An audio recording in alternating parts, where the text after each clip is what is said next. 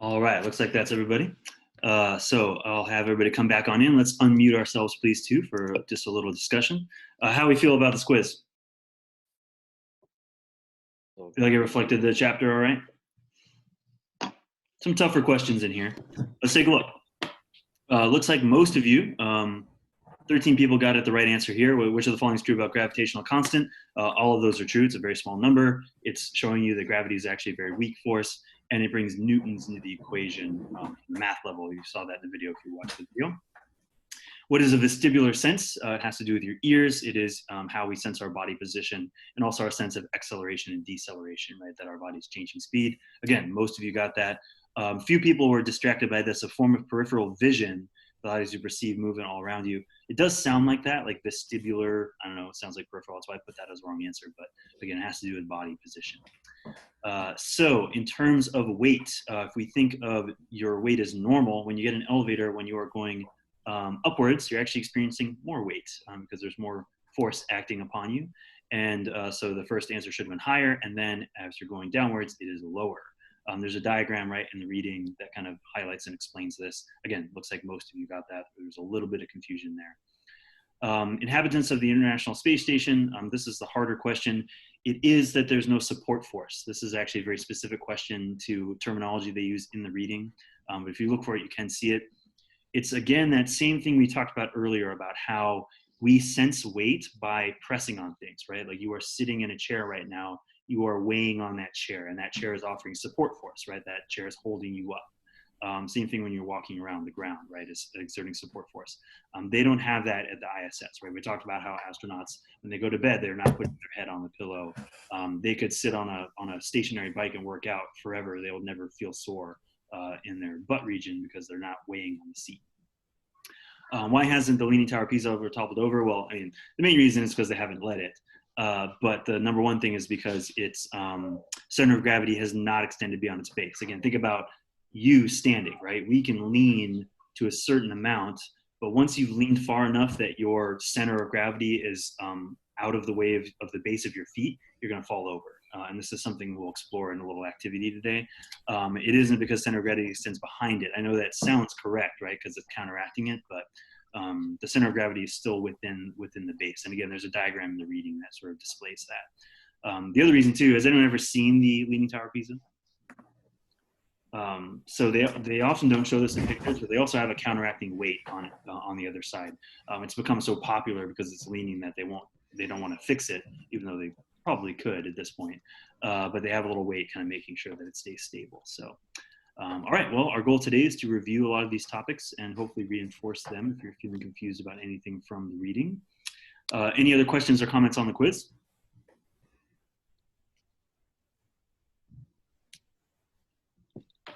All right, and the next thing to move on to is the homework. You had to answer questions 8, 10, 12, and 14 from Reading Check, which was on page 116 at the very end of chapter 5.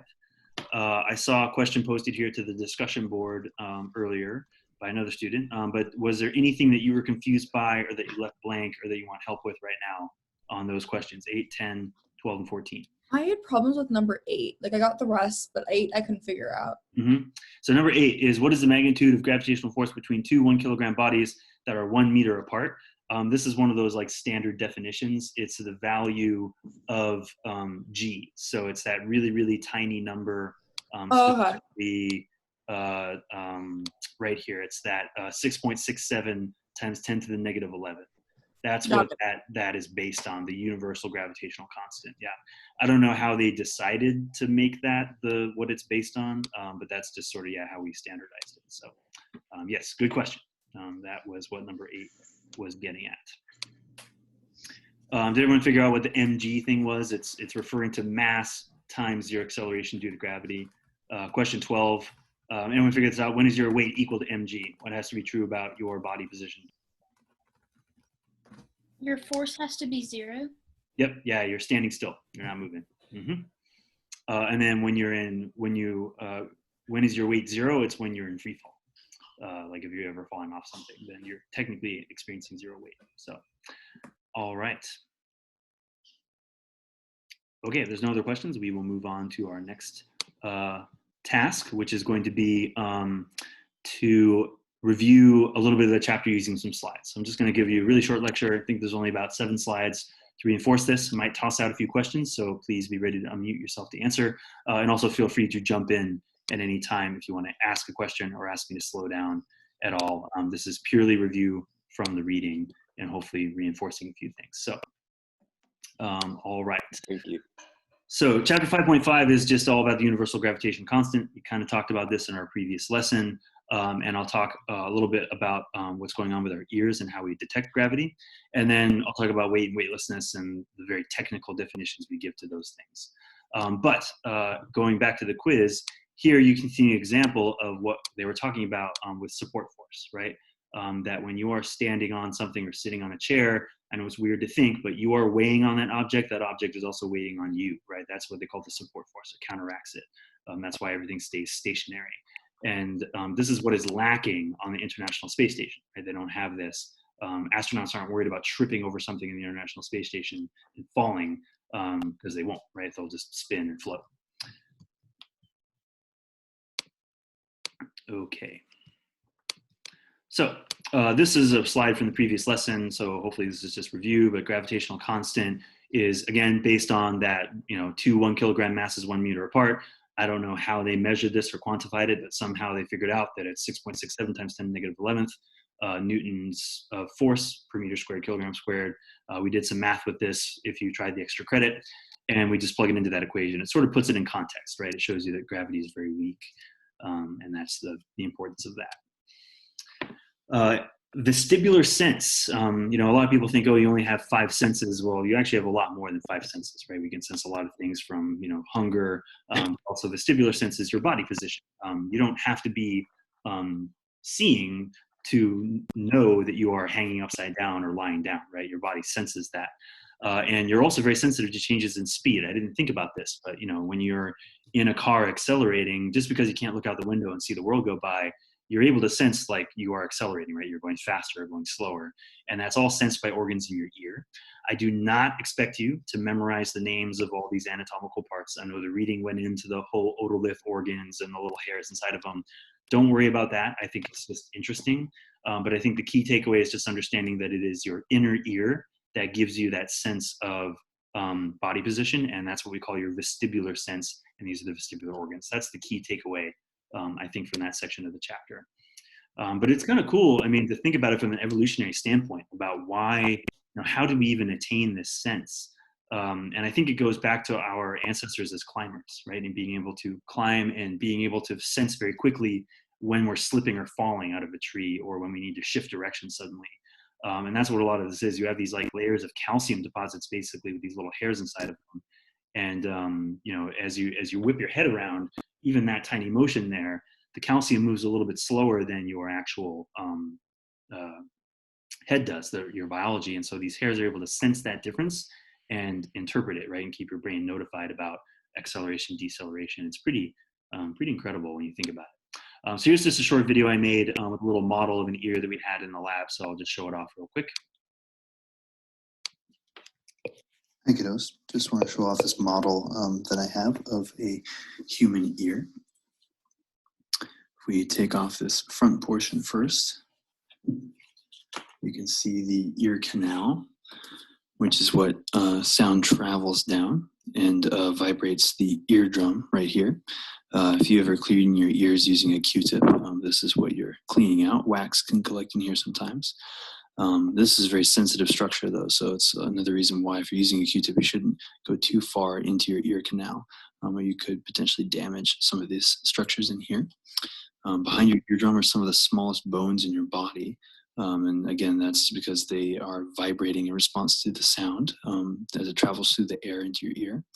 It's interesting to see that all of this is encased in bone to keep it secure. But what we really want to focus on is this structure here. These are called the semicircular canals. They're all part of what's called your vestibular organ, which is what gives you your vestibular sense or your sense of body orientation and the sense of movement, right? You can tell that you're accelerating or decelerating even if you're inside of an airplane and you can't see the motion itself. And I think this is a cool model because it really sort of shows you that each of these loops, you'll see you have one that's sort of like your, left to right orientation. You've got sort of an up and down and then forward back. So you can see it sort of takes like X, Y, and Z into account, all three dimensions. And so there's fluids in here that move and hairs that respond to the movement of those fluids as they move around due to gravity. Inside here, just to get a little more detailed, is where your otolith organs are, and that's more related to acceleration. But again, don't worry about trying to memorize all the anatomical parts of the ear. I think it's more just understanding that that is what gives you your sense of balance in your inner ear structure. All right. And again, did the video come out all right for everybody? Was the audio clear? Previous class said it was fine too. So this is one of those things that, to me, when people talk about the human body and living things being designed, this is almost one of these areas where I'm like, yeah, like I could almost consider that. I mean, it's crazy. It's almost like a machine that that you have these three loops that are perfectly oriented for all three, the X, Y, and Z planes and forms of movement. It's pretty cool to think about.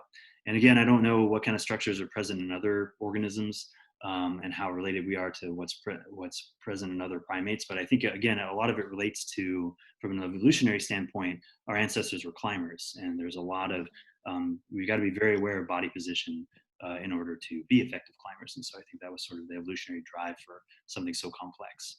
But again, don't worry about all the detailed anatomy there. It's more just that you've got those organs present in your inner ear.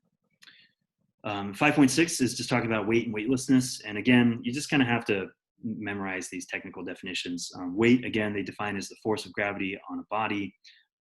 They represent it with mg, which I think is super misleading because I don't know if you thought of this, but does anyone know what measurement unit comes to mind when you hear mg? Like, what do you think that stands for? Milligrams? Yeah, I went straight with milligrams. Apparently it isn't. It stands for mass times acceleration due to gravity. And again, it's just like when you're standing in place and not moving. That's your, your mg, your standard weight. But that can change then if other forces are applied to you, right? If you're in an elevator that's going upwards, there's that counteracting force going down, and so you're actually going to be a little bit heavier. And if the elevator is going downwards, you're a little bit lighter. And if it's in free fall, then technically you are weightless. You have not experienced zero gravity, just zero weight. And I think that comes back to that OK Go music video that we watched, where I know they talk about how they experienced zero gravity and gravity went away and gravity came back.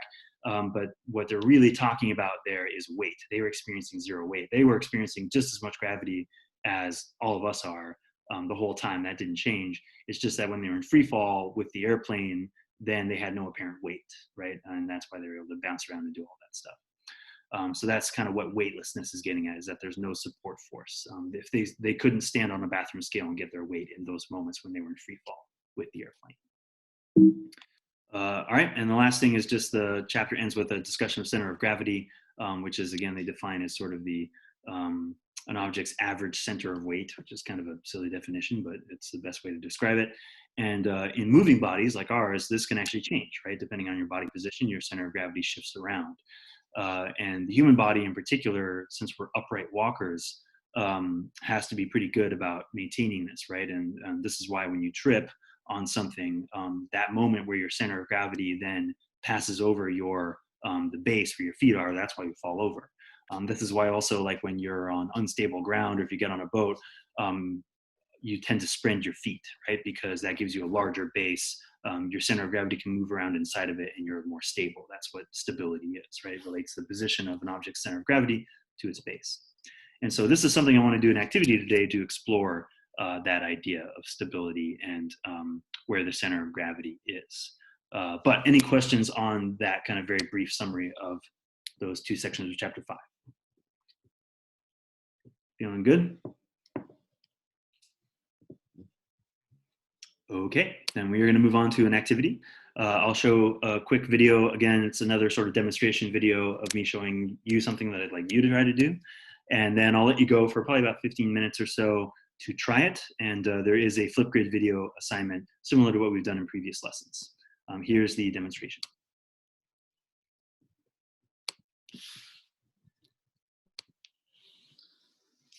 Nice, two kiddos. Two activities we're going to do today. The first That's my fat cat in the background, by the way. His name's Lionel. I'd like you to try is this little balancing act from the book, if you feel up to it and are able. First, you're just going to bend over and touch your toes. Don't even have to lock your knees, and you should be able to stay balanced by shifting your center of gravity. But then I want you to get flat against the wall and see if you can do the same thing without falling over. And you should find that it's a little more challenging. Just to demonstrate for you now.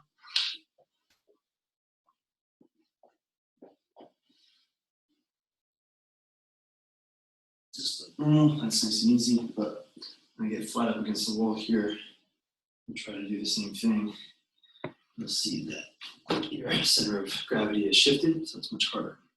I don't know why I did that weird swimming dive motion. It's funny watching yourself. Okay, second activity, we're going to do a little bit of a balancing act. What you're going to need for this is something sturdy like a mug, or you can use a small drinking glass or plastic. I think a glass, you want something that's heavy and stable. So I would probably avoid plastic. A mug or a drinking glass would be good. You'll need two identical forks. It's important that they are exactly the same because these are what we need to balance. So if you don't have metal forks available, maybe see if you can track down some plastic ones. And you'll need something like a toothpick. And if you don't have toothpicks, you can maybe use matches. You could maybe find like a shish kebab stick, which are a little bit longer, but you can break those apart. And so here's what you're going to do. The first thing you need to do is you need to lock together the two forks. And this is going to be kind of challenging, so you need to get your thumbs involved. But what you want to do is intertwine them like so. And again, use your thumbs to really make sure that they kind of lock in with each other. And you should end up with something like that you can then balance and find the center of weight. Do the same thing with the metal ones. This is a little trickier. I have forks that only have 3 tines. But usually if I use my thumbs, I'm able to get them to lock in. So there we go. We'll see if that holds. And then you want to hold it so that you've found its center of gravity, right? You can see that it's balanced now. And here's the challenge. What I want to do now is balance it on the mug with a toothpick. And so you want to sort of turn it sideways and insert the wooden toothpick right in the middle. And you might have to jam it in a little bit if the tines are close together. And then you want to rest the whole structure on the edge of the mug so that it balances. And really the first trick is just getting the forks to sort of stay in place, and then find that center of mass so that the whole thing sits very close. There you go. So that's what you're going for right there. You can see that the forks are sort of magically suspended by the single toothpick, and that's because, again, the center of gravity is right where you're looking at the edge of the mug, where the toothpick is. And the reason for that, why it looks so crazy, is because most of the weight is actually in the handles of the forks on either side. You might have seen some toys. They often make them in the form of a bird with its wings spread, and you can balance it on the edge of a table on its beak. It works in a very similar fashion. So it's a bit of a challenge, but see if you can film yourself doing that. It might take multiple takes. You might need to practice a few times to get it right, but then see if you can document yourself doing that and post it to Flipgrid. All right. So I will now give you time to try that. Again, you're going to need to find 2 identical forks, some kind of little wooden, like a toothpick. Honestly, if you can find anything that's sort of flatter, it helps with keeping the forks in balance. If you need to, you can try using something like a needle too. If you have a sewing needle or something, that might work. But you can get creative with some of the supplies if you need to. The Flipgrid assignment also has kind of a brief description of what to do. So if you're confused at all and you don't want to rewatch that whole video, the video is here on Flipgrid too.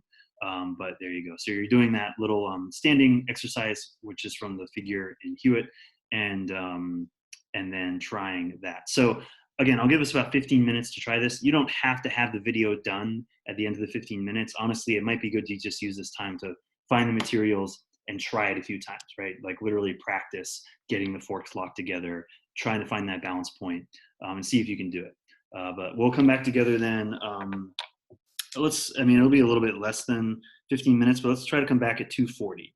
So it gives you about 12 minutes to at least get the supplies and maybe try an attempt or two. And if you want to record, then you can, but let's come back in here in the room at 2:40, okay? And I'll be here listening if you've got questions or anything like that. So go for it. See you in about 12 minutes.